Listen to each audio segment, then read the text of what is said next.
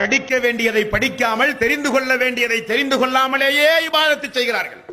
பள்ளிக்குள் போய் அல்லாஹ் அக்பர் என்று தக்பீர் கட்டும் பொழுது ரசூலுல்லாஹி ஸல்லல்லாஹு அலைஹி வஸல்லம் அவர்கள் சொன்னார்கள், நீங்கள் அல்லாஹ்வை பார்க்காவிட்டாலும் அல்லாஹ் உங்களை பார்த்து கொண்டிருக்கிறான் என நினைத்து தொழுங்கள் என்றார்கள்.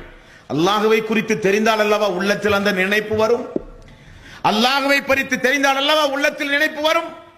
அல்லாஹ்வை குறித்து சொல்லுகிற பொழுது உள்ளத்தில் பயம் வரும். ஆனால் அவுலியாக்குடைய பயத்தை பெயரை சொன்னால் இன்றைக்கு மக்கள் நடுங்குகிறார்கள். அப்துல் காதர் ஜீலானி கத்தஸல்லாஹு சிர்ரத்துல் அஸீஸ் கிஸின் ஒரு நாலஞ்சு அடைமொழியை போட்டு சொன்னால் உறங்குகிற மனிதன் எழுந்து அமர்கிறான். காரணம், அவுலியாவுக்கு நமக்கு ஏதாவது சபிச்சிருவாரோ, அவுலியா ஏதாவது நமக்கு தீங்கிழைத்திருவாரோ. அல்லாஹ் மேல் வைக்க வேண்டிய சமுதாயம்.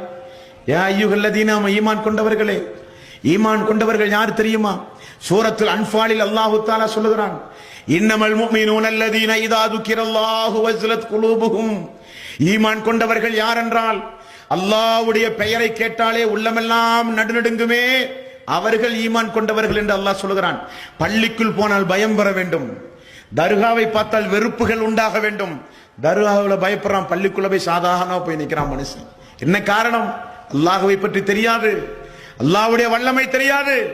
இனி இதெல்லாம் முஜாஹிதுடைய கூட்டம், வஹாபிகளுடைய கூட்டம், ஜாக்கினுடைய கூட்டம்.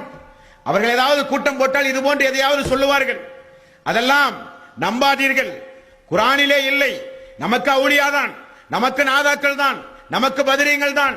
உருஸ் இல்லாமல், வைபவங்கள் இல்லாமல், மௌலூதுகள் இல்லாமல், தாயத்து தட்டுகள் இல்லாமல், மாந்திரீகம் இல்லாமல், மௌலூது பாடல்கள் இல்லாமல் நமக்கு ஒன்றும் இல்லை என்று மீண்டும் நீங்கள் நம்பினால் அல்லாஹ்வுடைய எச்சரிக்கையோடு இந்த உரையை நான் நிறைவு செய்கிறேன்.